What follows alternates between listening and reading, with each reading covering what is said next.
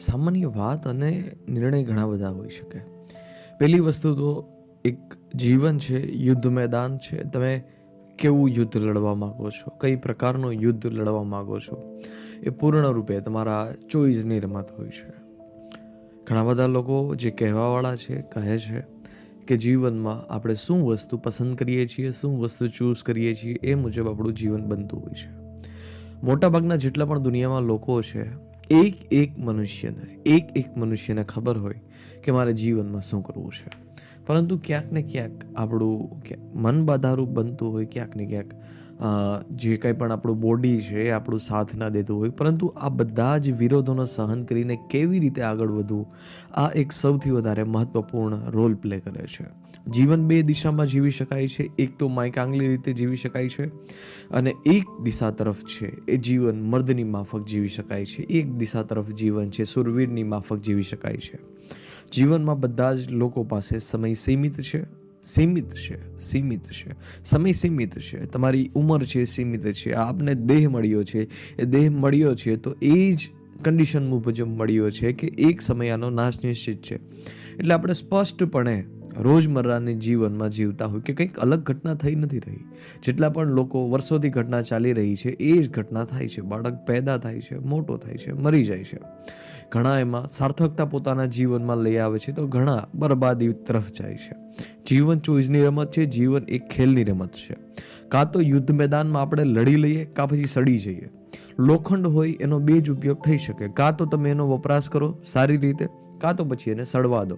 કોઈ પણ ફ્રૂટ હોય કાં તો તમે એને ખાઈ લો, કાં તો પછી એ સડી જશે. એવી જ રીતે જીવન છે એ સમય સીમા અને બંધનમાં છે. કાં તો જીવનનો ઉપયોગ કરી લો, પોતાની પૂર્ણ સાધના કરી લો, પોતાની પૂર્ણ ઉર્જા કોઈ પણ શ્રેષ્ઠ કામમાં લગાવી દો, કાં પછી બરબાદ કરી દો. ચોઈસ તો આપણા પાસે હંમેશાને માટે મોજૂદ જ હોય છે. ઘણા લોકો હોય છે જે જીવનમાં ઝૂકી જાય છે. ઝૂકી કોની સુધી જાય છે? ઝૂકી પોતાના મનથી જાય છે કે ભાઈ આ વસ્તુ તો મારા મનના વિરોધો સતાવે છે તો પછી મારે કરવાની નથી થતી. સ્પષ્ટ રૂપે વાત સમજી લઈએ કે મનના વિરોધો તો સતાવવાના જ છે. કોઈ પણ મહાન વ્યક્તિ બન્યો છે તો એ કંઈ પેદા થયો ત્યાંથી મહાન નથી બન્યો. મહાન વ્યક્તિ બનવાની પાછળ એના ઘણા બધા કારણ હોઈ શકે. એમાંથી પહેલું કારણ એ છે કે મનના જેટલા પણ વિરોધો છે એને સહન કરતા એ શીખી જાય છે.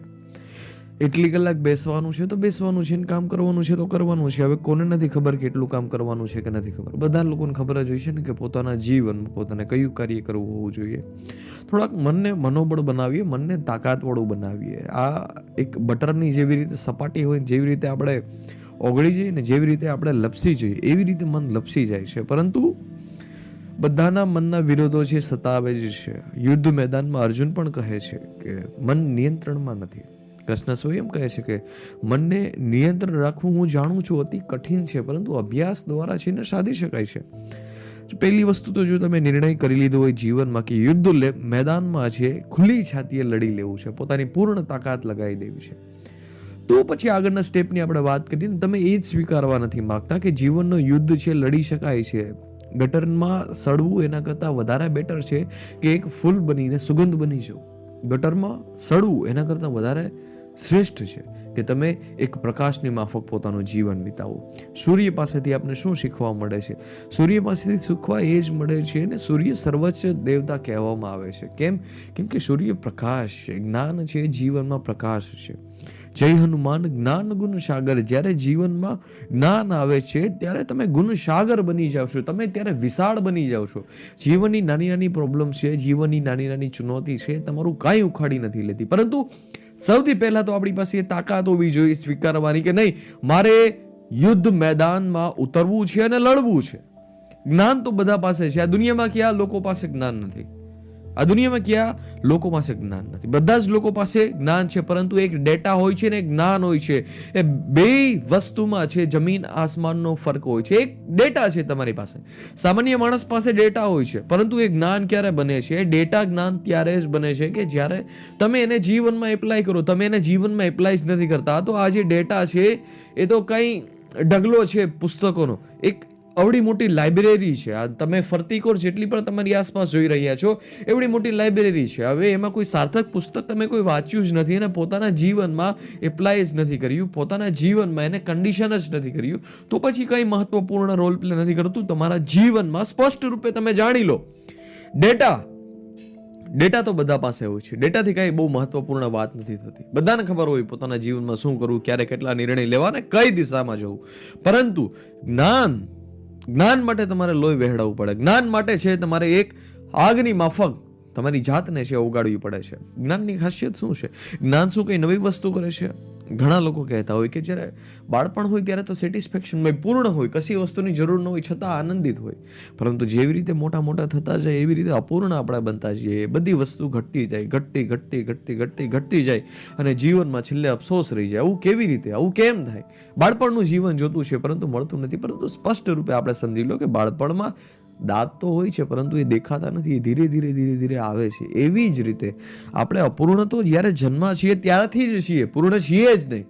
પરંતુ જ્યારે આપણે જ્ઞાનનો સહારો લઈએ છીએ ત્યારે આપણે પૂર્ણ બનીએ છીએ અને ત્યારે કંઈક સાર્થક કાર્ય જીવનમાં થાય છે. અર્જુનની ખાસિયત શું? અર્જુનની વિશેષ ખાસિયત એ છે, એને ખબર છે કે મારે કશું જોતું નથી. એ સ્વયં નિર્ણય કરી દે છે કે હું મારા સામેવાળા લોકોને ક્યારે અને કેવી રીતે મારું, કૃષ્ણ કેવી રીતે મારું, એને સ્પષ્ટ થઈ જાય છે. કન્ડિશન જોઉં, તમે બ્રેનની કન્ડિશન જોઉં, તમે એનું કોન્ફિડન્સ જોઉં કે નહીં, જીતવાનો તો હું જ છું. એટલા જ માટે પ્રશ્ન આવે છે ને કે મારા સામેવાળા લોકોને હું કેવી રીતે મારી નાખું. એટલે સ્પષ્ટ રૂપે વાત સમજી લો, કેમ કે અર્જુન યુદ્ધ મેદાનમાં ઊભા છે અને પોતે પૂર્ણ રૂપે જાણે છે પોતાની શક્તિને. બધા જ લોકો પૂરી શક્તિ હોય છે બધાનામાં, પરંતુ જે જાણે છે અને આ જાણવાથી શું થાય? જાણવાથી ડેટા ભેગા થાય અને આ ડેટા છે એને જ્ઞાનમાં પરિવર્તન કરવા હોય તો એને પોતાના જીવનમાં લઈ આવવું પડે. આ કંઈ નાની વાત નથી, બહુ મોટી વાત છે કે જ્યારે કોઈ પણ વ્યક્તિ છે ડેટાથી થોડાક ઉપરના સ્તર ઉપર જઈ અને ડેટાને પોતાના જીવનમાં લઈ આવે છે, પછી જ ખબર પડે છે ને કે ભાઈ સાચી વસ્તુ શું છે. બાકી જ્ઞાની તો દુનિયામાં બધા જ લોકો છે, પરંતુ શું એ હકીકતમાં જ્ઞાની છે? નહીં, એની પાસે ખાલી ડેટા પડ્યો છે.